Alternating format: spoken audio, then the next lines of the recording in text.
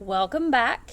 Thank you for joining us. If you are joining us, then you know that the last episode we did was about my divorce, and we promised that we would bring good news this time, so that's what we plan on doing. Yeah, so really everybody's kind of gone through a crappy breakup. If you haven't gone through a divorce, at least at our age, most people have, right? So there's this, in most cases, there's a lot of questions left over. How do you really move past it? And in your case, you have kids together, so. Yes. So I know that you kind of left off, you had some cliffhangers with the mortgage and things like that. So. Yeah, so cliffhangers, let's address the house mortgage situation. We did file a contempt order. He's supposed to be getting it any day. I know he'll have 30 days to respond, and then after that, I don't really know what the next steps are. I would assume he would have to go to court, present his side that he's not willfully in contempt, but I mean, as of January 9th, it will be, which is tomorrow. Is it? Yeah. He will be 30 days past the due date when he was supposed to have all this done. Actually, no. Wait, that was yesterday, December 7th. Because December 7th, it was supposed to be completely finished as far as him being able to refinance. So January 7th, which was yesterday, so he's already over the 30 days. But you haven't heard anything. You don't know if he's been served or not. No, I don't think he's been served. I think if he would have been served, I definitely would know by now. So, well, I want to talk a little bit about the things that you've done just for you, because for the longest time, you did nothing for you. No. You lived for him. My life did revolve around him. Whatever made him happy, whatever made him comfortable, and then any energy that I possibly had left to expend, it went toward my children. So, really what I've been doing, they say to get through it, you have to go through it, and that's very true. You cannot try to fake it till you make it. That's not how this works. It's not a real thing. No, I don't think so. It's really not in a grieving process, because that's essentially what it is. A divorce is like a death. The person that I knew, I mean, definitely in my case, the person that I knew, that I was married to, he died a long time ago. I was going to say, I don't ever know that he existed in the sense that you thought he did. He may not have, but who I thought I knew, right. He's gone. So I think for me, it was once I realized I was mourning who he was, not who he is now. That was my light bulb moment. And then I started putting energy into myself, right. which I can honestly tell you I've never done. I know, and I feel like you call me every few days, and it's like this whole new world is opened up to you again and again and again. It's like you're rediscovering, I don't know, the world again and again and again. Oh, and it's, I guess it's kind of like watching my son discover things. Like it's so, you're so amazed by these things, and it's like this world has been here the whole time, and you didn't know. So no, I think for me it was okay. What did I used to do that I loved doing that I stopped? What did you used to do? I used to draw, and I used to paint, and I loved it, and sing quite a bit. I used to enjoy it. So I'm rediscovering those things, and it's also looking at what have I always wanted to try that I've never done and I've always wanted to do. And that's, we've kind of talked about me doing jiu-jitsu. Mm-hmm. I used to be fascinated with the MMA fights for UFC championships. I was obsessed with it. And it's something I've always wanted to learn. And I enrolled my daughter in jiu-jitsu a few months ago to help her with her confidence, because this divorce and everything the kids and I have had to go through, that's taken a toll on both of them. And for her, she needed a confidence boost. So I started watching her, and I was like, why am I just sitting here? This is something I've always wanted to do.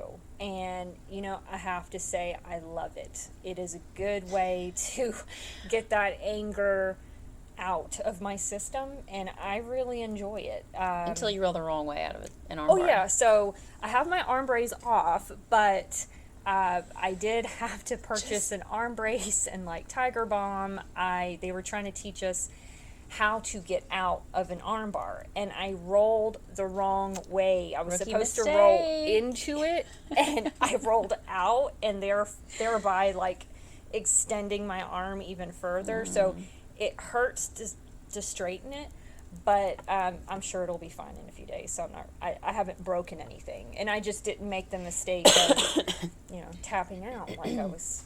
You didn't make the mistake of tapping No, out? I made the mistake of not tapping out. Yeah. So, but Excuse me. that, and really for me, the biggest thing honestly has been about discovering what it means with self-care. Yeah. And I think honestly, not having gone through a divorce, but gone through some really difficult times in a marriage, but also just being a mom and going through all of that, self-care is something that I've also had to rediscover. Not on the level of neglect that I think that you have neglected yourself, but even like things that you don't think about, your mental health on a daily basis, right? You don't think about it until it's compromised and you literally can't function. And I know we've talked about the story, but the first 2 months, it really, I could not get out of bed. I could not function as a person. And I will say too, what I found is there's a difference between there's a divorce and then there's abandonment. Mm-hmm. Okay. So in a normal divorce, two people decide, okay, this isn't going to work, and we're going to go our separate ways. It's what it is. It's called wife abandonment syndrome, and it's described in a book, Runaway Husbands, by Vicky Stark, I believe the author's name is. And I'm already on chapter 9, and it ticks off every box, because you're questioning not just your present and what your future is going to look like. You are questioning your past. Was all of that even real? And because he just left, there was no forewarning leading up to it. There were little odd things happening, but I really thought it was his PTSD. But and the kids have been impacted, I've been impacted, but it really self-care, and it's simply doing your self-help, going to therapy. I bought a new Bible, and it's a journal Bible that's helped me greatly. I journal my thoughts and feelings, different experiences. That has helped a lot. And honestly, taking longer showers. I know that sounds ridiculous, but it is very healing. Being willing to take that extra time for yourself. Take that time, apply your serums and your moisturizers at night, whatever you got to do to make yourself feel a little better. And it's stupid, but it works. It really does. I wouldn't call it stupid. I think that anybody, I don't know, I just wouldn't call it stupid. I think that we live in a microwave generation, meaning that everyone wants instant gratification and constant access to you at all times. And so I think it'd be selfish to call someone or someone's routine stupid. If it helps you, it helps you. It's helped me more than I can put into words. And twice a week, I go out at night, go to my jiu-jitsu class. I get that anger, that frustration, rage. And we talked about hanging a heavy bag down here. Oh, I've got it in my closet. I need to hang it up. I have my gloves. I would love for you to hang it up. I need to. I know you're supposed to fill it with sandbags at the bottom, and then fill the rest with rags or something, and hang it up and punch it. I will find pictures, and I will staple them to the bags, and I will punch the pictures.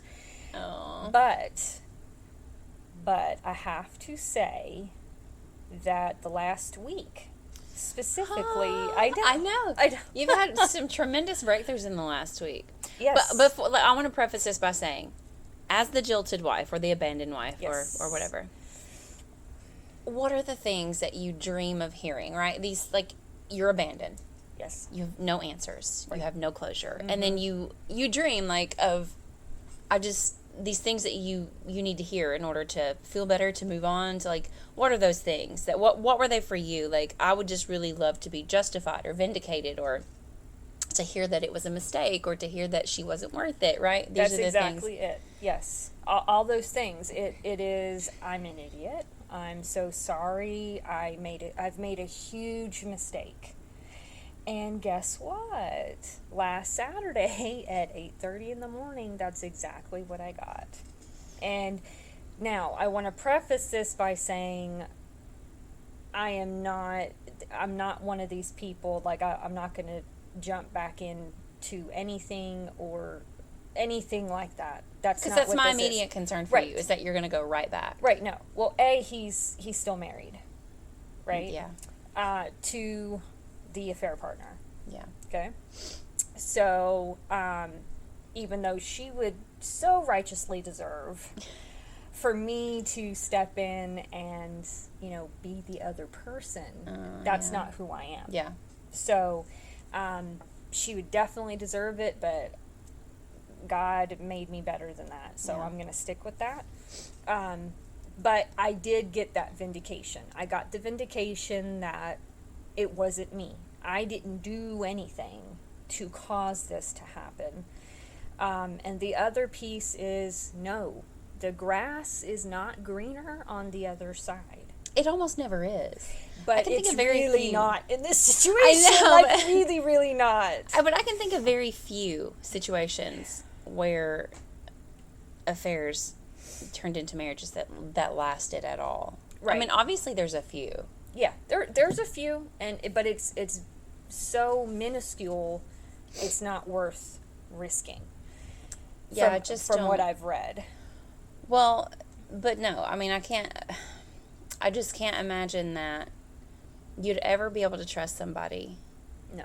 When your relationship started out that way. No. I just can't imagine that it doesn't really inspire trusting feelings. Right. Like, oh, you're an hour late from work and I didn't hear from you. Well, what have you been doing? Because I know what I was doing when I was an hour late from work, right. and my wife didn't hear from me. So, right. I mean, I just feel like it's going to cause problems. Well, I think, to, I guess, spare embarrassment, I guess, and not to name names, I guess is the best way I can do this, it is a very severe situation, and it involves things that should never happen to anyone, especially in a marriage.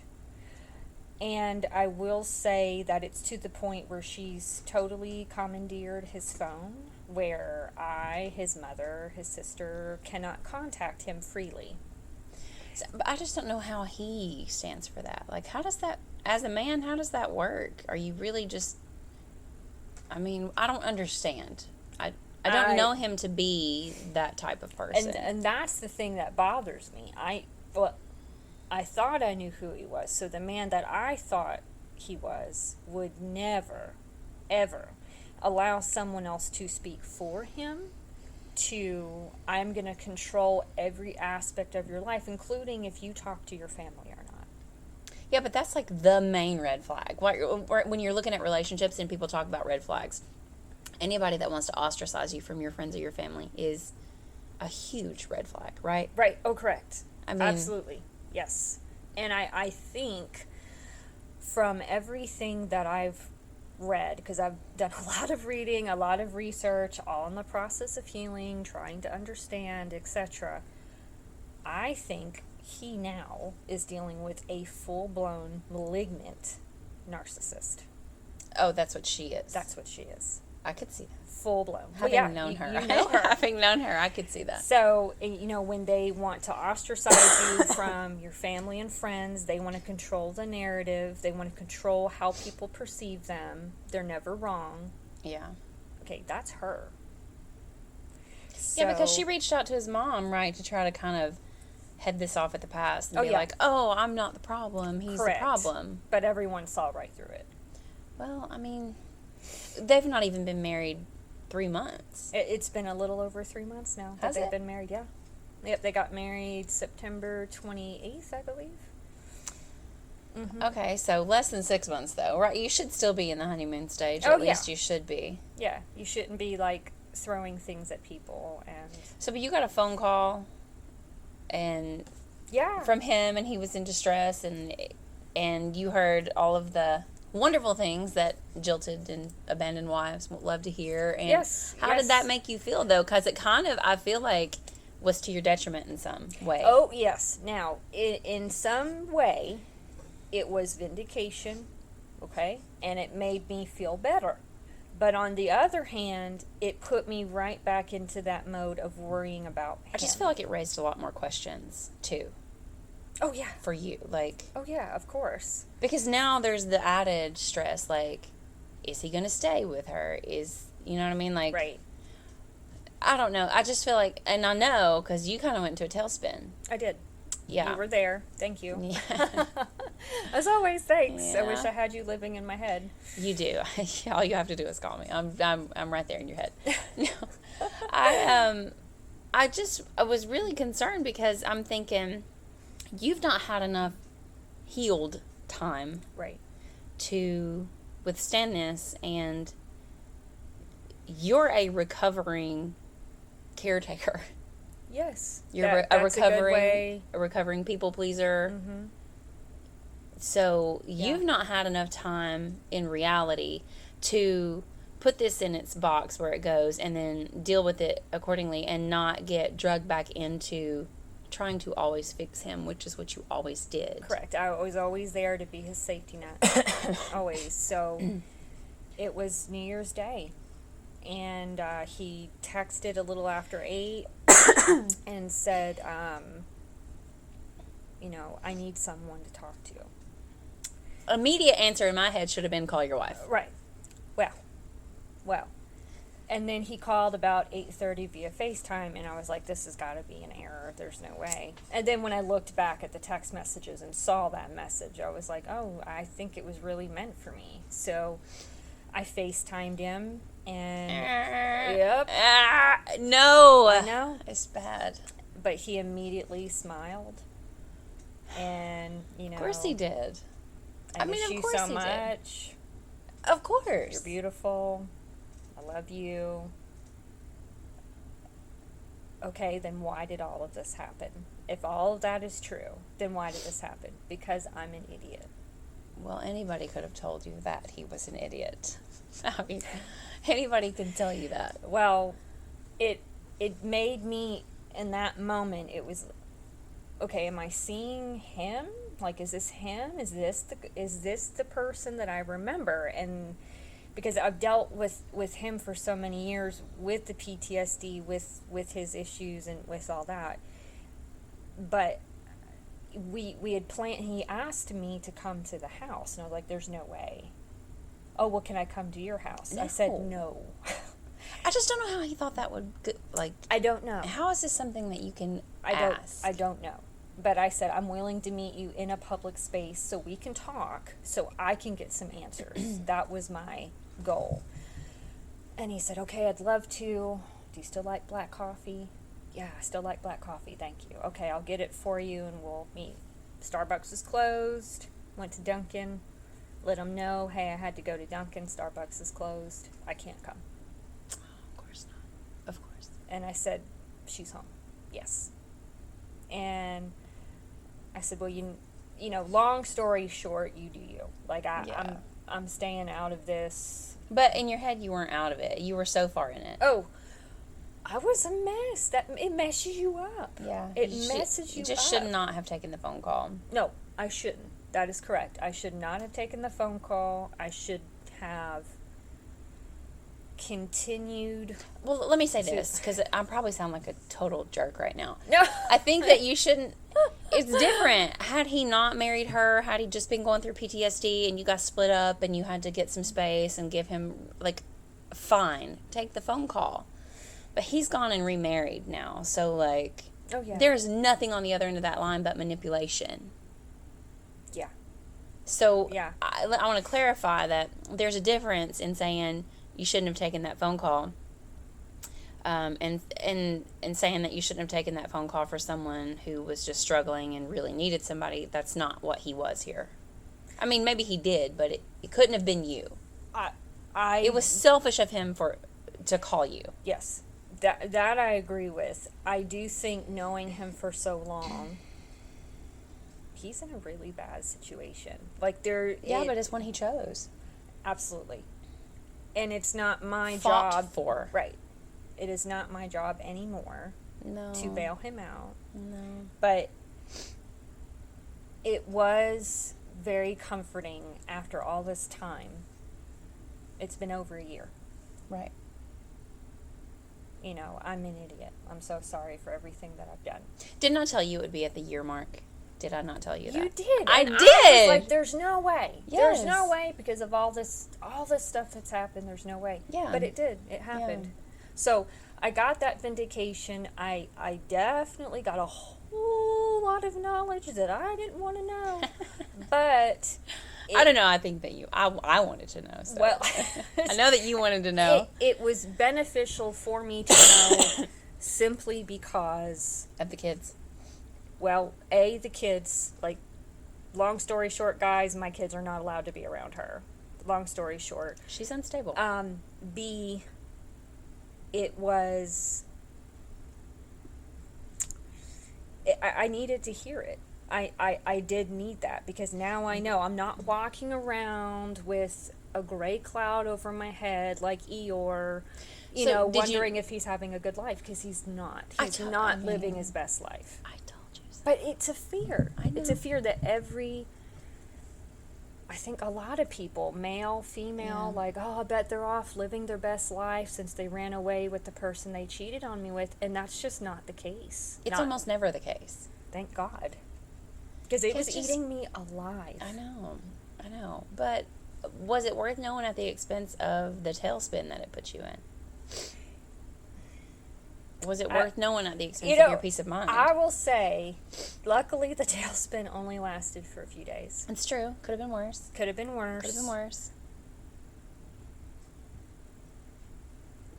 Yeah. And I think it was a little bit worth it. Yeah, it was worth it. I mean, it's not even a question. Because now I know. I know that he's not happy.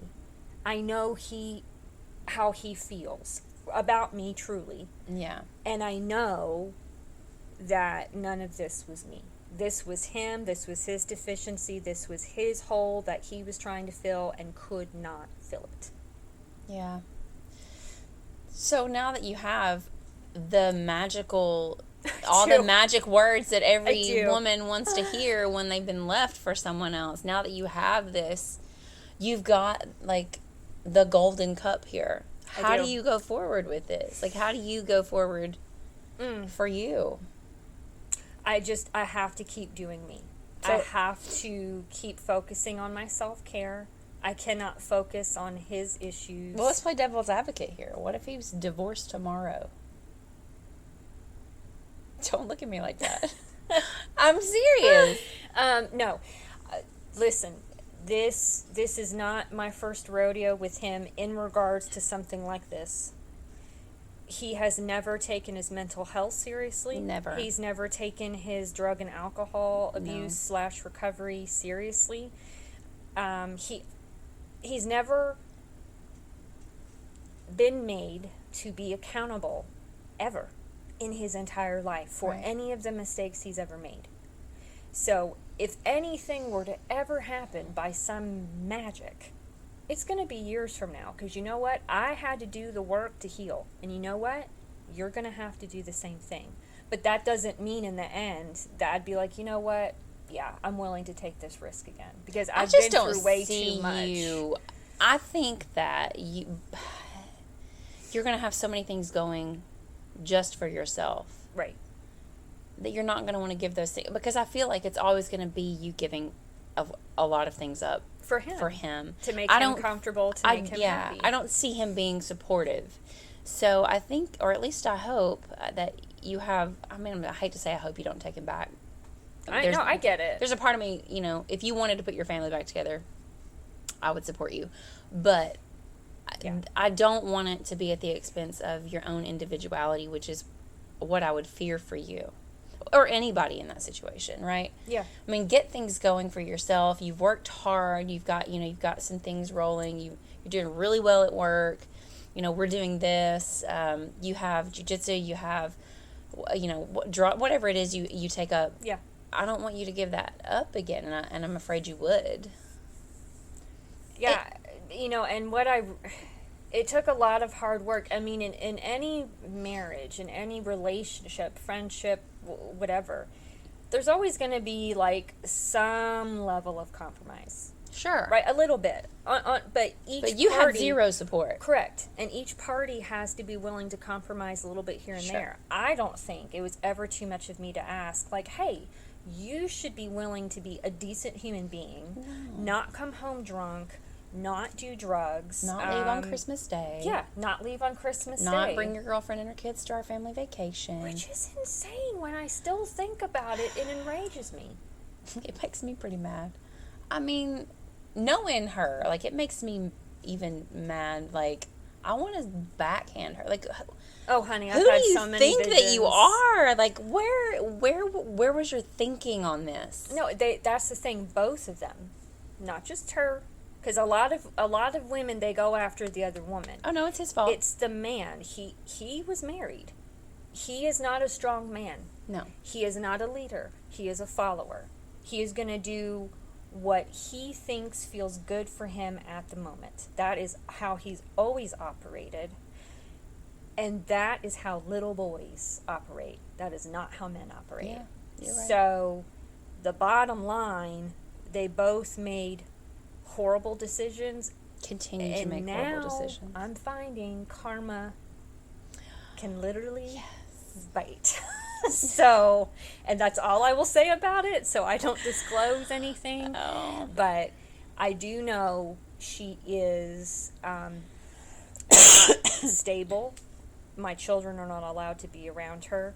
I do know that he has a lot of work to do. Right. And with the healing and everything I've done, I was married to a boy. I was married to a follower. I was married to someone who wasn't strong enough, didn't have the courage. Just don't think he has an identity of his own.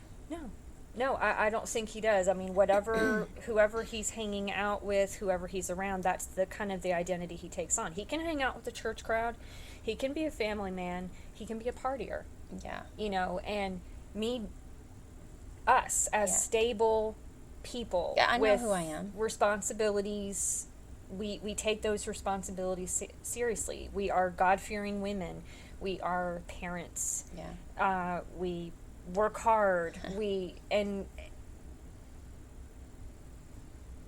people that operate in a space where it's all about them and they do what feels good at the moment, that's not leading a God-filled life. No. It's just not. You cannot operate based on what your emotion is in that moment. No. And that's how he operates.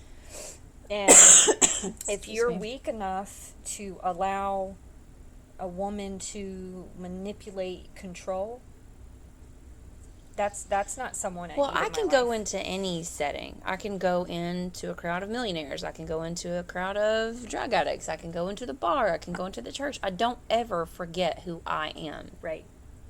I don't ever assimilate to the point of recreating my identity every time I change groups of friends. No, we're not chameleons. We can't change according to our backgrounds, Yeah, I don't know.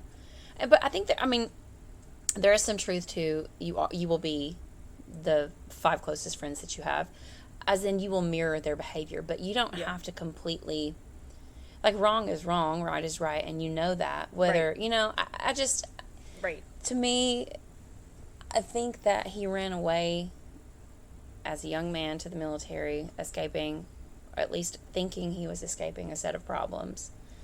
Never really did the work to discover who he wanted to be. He just kind of let things happen to him, right? So he's a victim of his own circumstances, but he's not really a victim.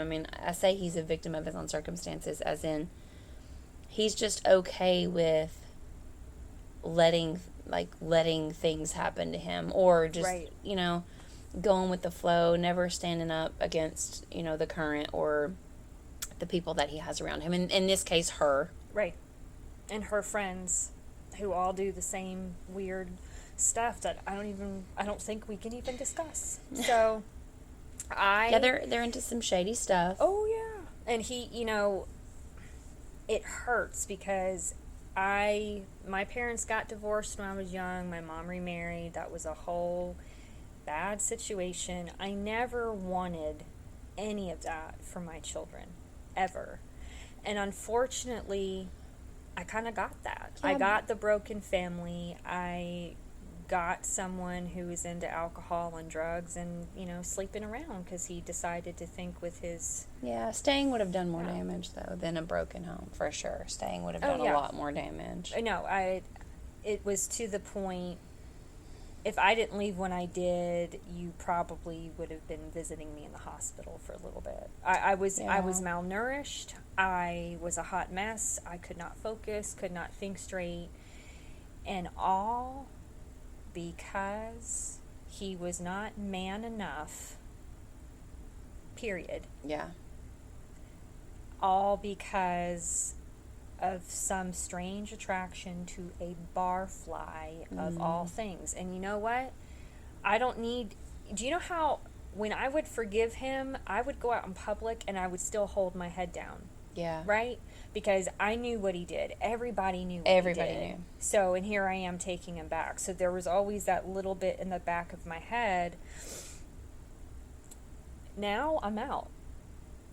I'm out. I don't have to worry about his issues. Yeah. I don't have to worry about when is he coming home, where did he go, or being accused of, you're being too emotional. I was gaslit like crazy, didn't realize it till I got out. There was just so much pain, and I just don't have to do it anymore. Right. And I don't want to do it anymore. I enjoy putting the energy into me. I enjoy putting that energy into my children. Yeah. And doing the things that I like to do. And the more fulfilled and happier and whole that I become, better things are going to keep coming. True. Like, I've gotten promotions. I live in a beautiful house. Like, God has blessed me in so many ways. And the thing my pastor keeps telling me when I talk to him is you need to be careful. If God pulls you out of a situation, you have got to be careful. It will try to pull you back. Right. Not to go back into that. Because clearly, with everything that's happened, God pulled the kids and I out of a bad situation. Yeah. Period. True. So, and I need, every time I pray, the first thing I say is, I'm so thankful for everything that you've done for me, Lord. Here are my concerns now. Yeah. But I think, I do think that phone call did help. Yeah. Yes, it disturbed my heart. I was a wreck for a few days. I'm okay now. But it did give me the validation I needed to know it really wasn't me. And no, he's not living his best life. Right. I know we laugh because we know the story. Like, it's so much that we can't really talk about it's a lot. But I just know he's living in hell, and I'm okay with that. So, from today, what are your goals? Like, what do you want for yourself? First and foremost, I want to be totally okay. I want to get to a point where I don't ponder what's he doing now, or if I take time. Right, if I start dating somebody, like, not compare him to what I was married to for so long. I think really for me it's just continuing with self-care. I've never been one of these people to be like, this is what I want to do in the future.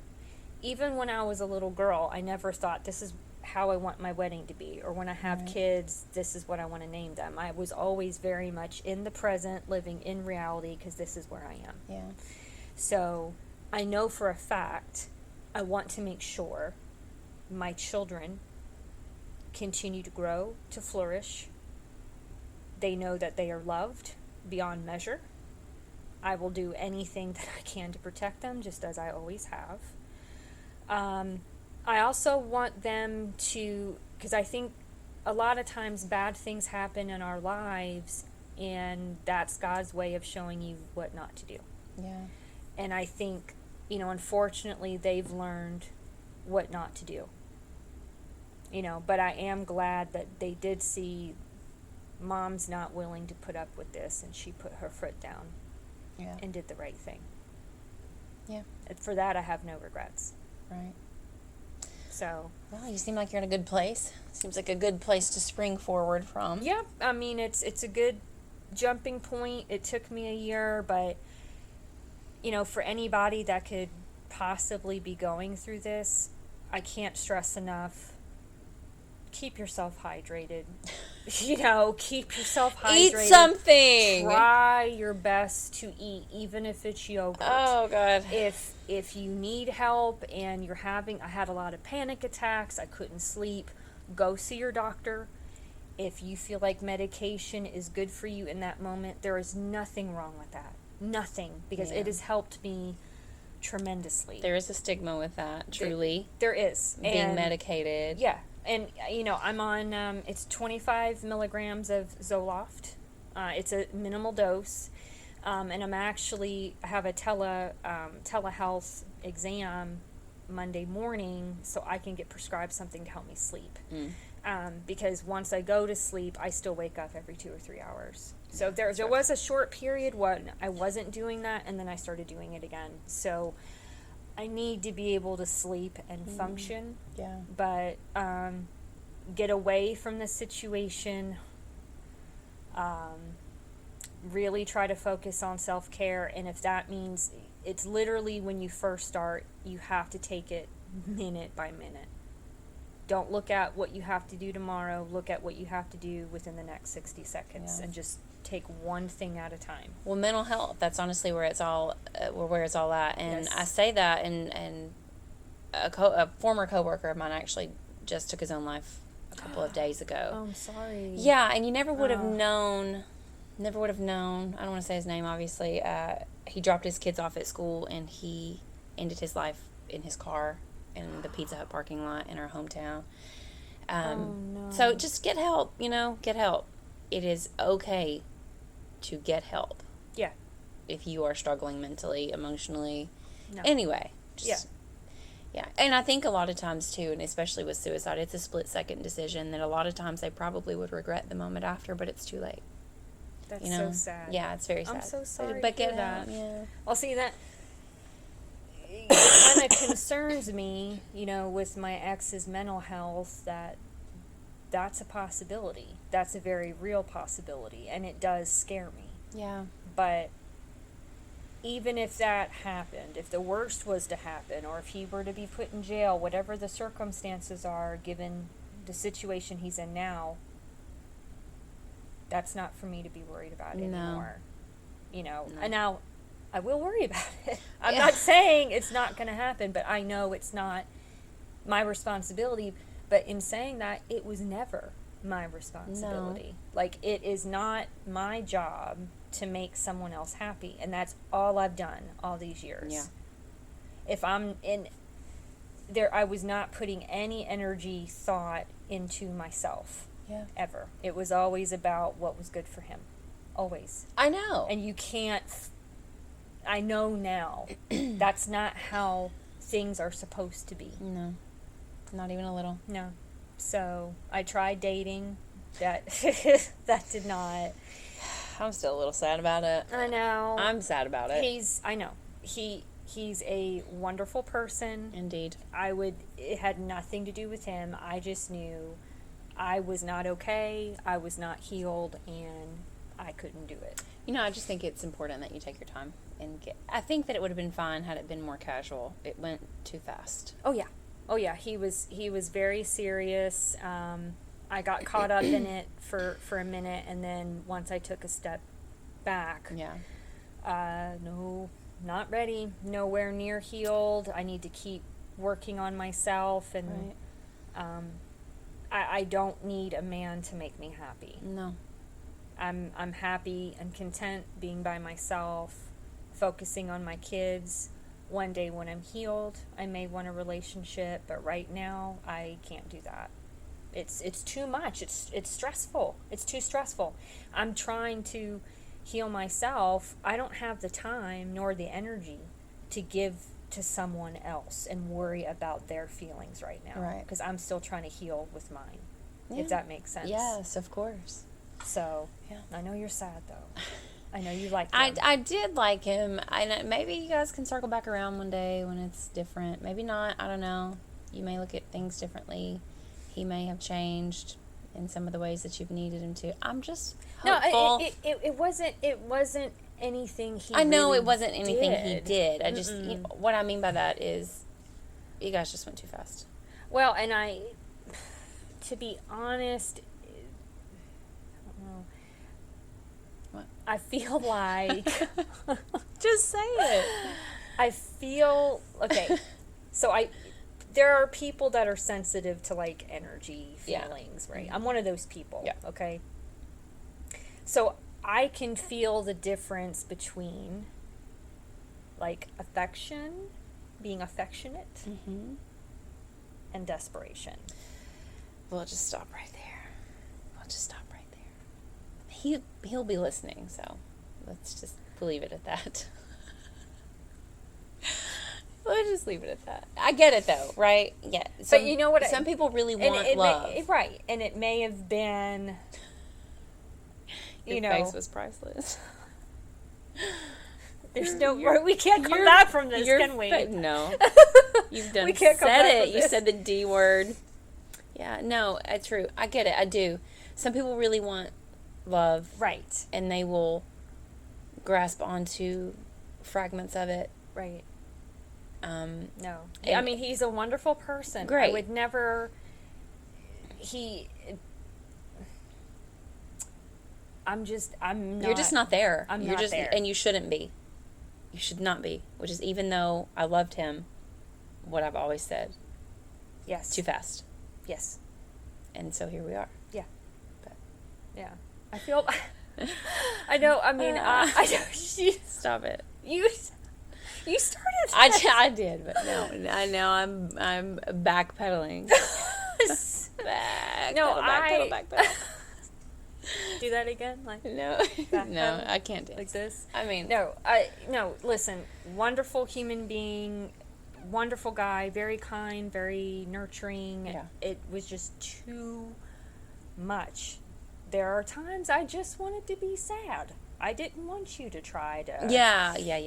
You know, there's nothing you can do to make me feel better. I have to make myself feel better by healing, and I can't do Well, that. I think in his attempt to be very supportive, which is just his nature, Yes. he was too Yes. supportive. Yes. Like, Yes. It, yeah. So that's just Yeah. That's just that. We'll just let it lay. You've been trying to let this. We're gonna let it lay right there. Are we landing the plane? Yes. We're not talking about this No. anymore? No, we're not. Okay. I mean, it was worth it was worth saying, but yeah. Okay, so long story short, the lesson here, do not date right away after a divorce. Just don't Or like at all. do it. For a while. Yeah, heal yourself. If you've got kids, focus on your Yeah. kids.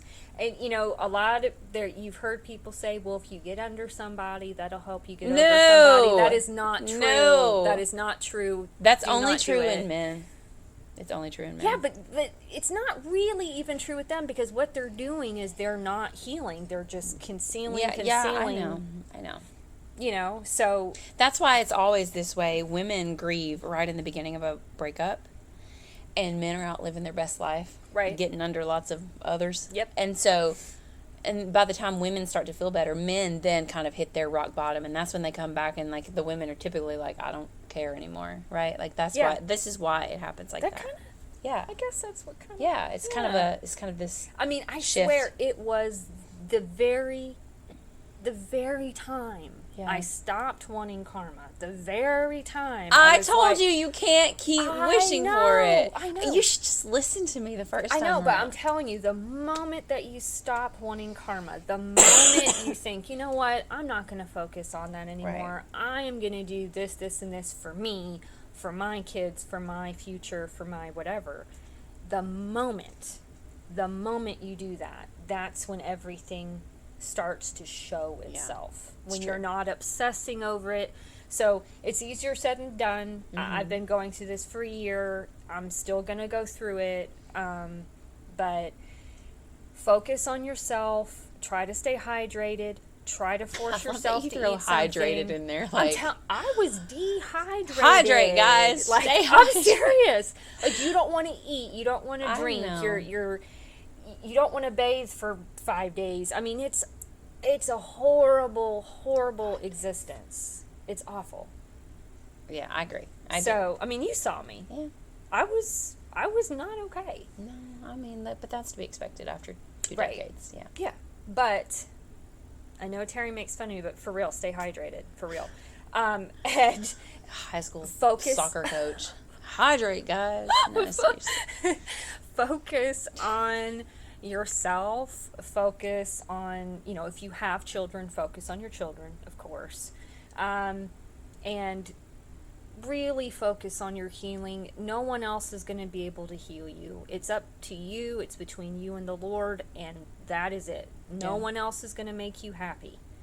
You have to make yourself happy. That's your job. That's your responsibility, and it's between you and the Lord, and that's how that works. Yeah. So, well, good thoughts. Yes, good thoughts. We should have a burning ceremony at some we're gonna juncture, but when it's not 12 degrees outside. Yeah, no. But I apologize for my coughing. I am getting over COVID. Yeah. So sorry about that. I'm not scared to be around you.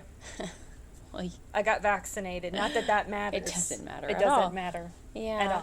At all. Well, I have natural immunity, which is now considered the same as fully vaccinated. Yay. Now, and you look really good for somebody who's had COVID. I'm just saying. My little Reese Witherspoon look-alike. I love her. Well, next week we are going to finish the homeschool versus public school debate. I know that we promised we would have a guest. The scheduling's just not It's not working out. It's not. So we're going to go ahead and finish that out. Talk about some of what I consider to be pros of homeschool. Shannon's over here with her thumbs down. So, that's going to be good. And I think that we'll see you next week. Yeah, we'll see you guys next week. Thanks.